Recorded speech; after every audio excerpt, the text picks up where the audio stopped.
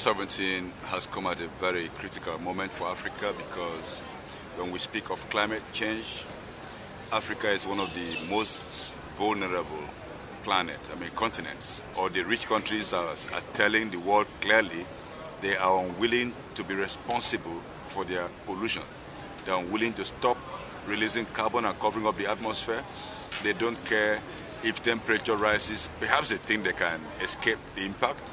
But we are saying that although Africa is very badly hit, although we already have droughts and floods and hunger, starvation, and displacement of communities, the impact is actually global.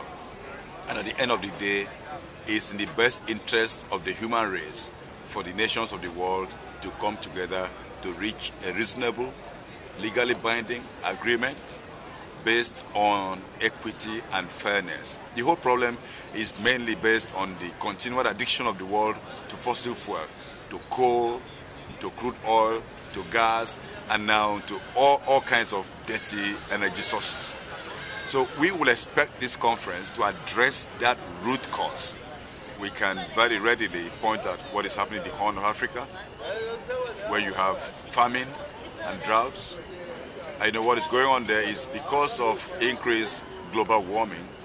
The Indian Ocean is actually warmer than it used to be. So rain that ought to fall on the land is now falling on the ocean.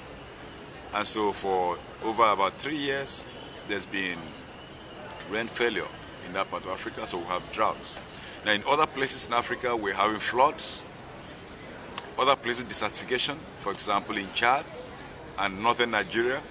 Lake Chad used to be one of the biggest lakes in Africa, but now it's almost gone because of global warming and because of the dirty polluting activities. If we go away from Durban without legally binding emissions cuts, if nations are allowed to say, well, we'll do as we please, then we're going to have such a temperature increase that may be up to 5 degrees centigrade above pre-industrial levels. And what that would mean would be massive crop failures in Africa. In fact, Africa would be more or less set on fire. We would have to relocate somewhere else. And that would be a very sad day indeed.